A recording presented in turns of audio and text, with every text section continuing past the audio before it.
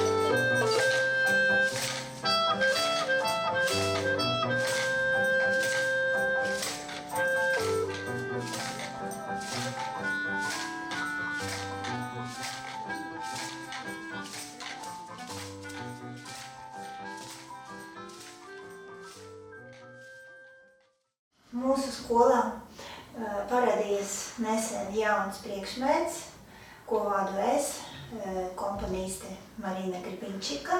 Ko mēs darām šajā priekšmetā? Ar spēlēm, ar pasakām. Mēs mācāmies ļoti nopietnas lietas. Improvizācija jau no pirmiem solīšiem mēs mācāmies mūzikas teoriju un harmoniju. Pirmie solīši pie klavierēm, mēs runājam pa klaviatūru, es viņam rādu, ka ir balti un melnie taustiņi. Un sākam ar melniem taustiņiem, ar pentatoniku. Tur viņi var izpausties un saprast, ka viņi var rādīt mūziku, jo pentatonika skan vienalga, ko tu nospied. Viņa vairs nav bailes nospēlēt kaut ko nepareizi.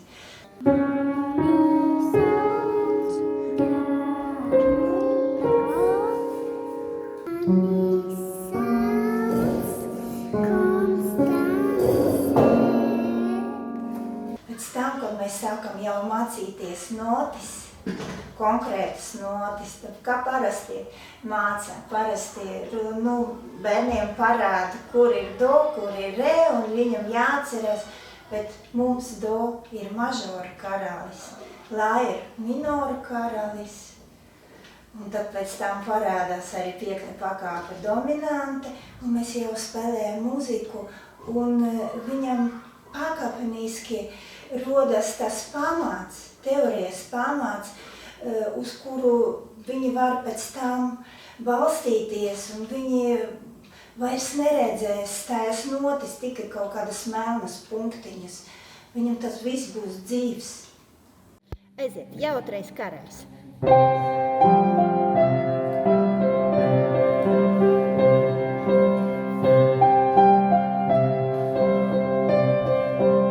Tagad skūmies karalis ar savu sieviņu.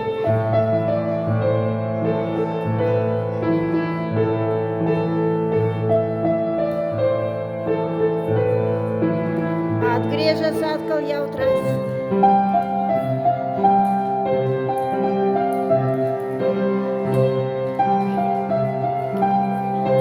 Un atkal skūmies.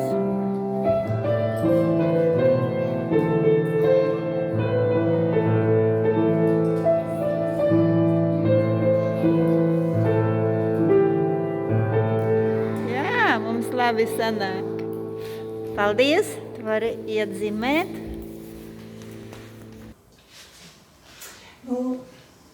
Gribu parādīt, mēs dažreiz arī mēģinām grafiski pierakstīt mūziku un arī otrādi no grafikas uztaisīt mūziku, taisam tādas partitūras.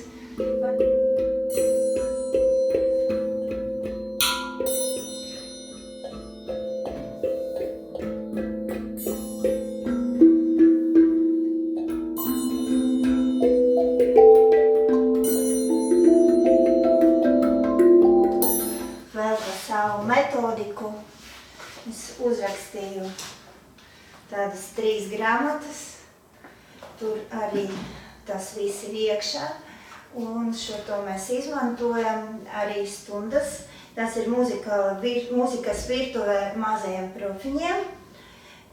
To var iegādāties arī veikalā, bet galvenais nāciet, un mēs jūs gaidām, un es domāju, ka darīsim, komponēsim, improvizēsim kopā.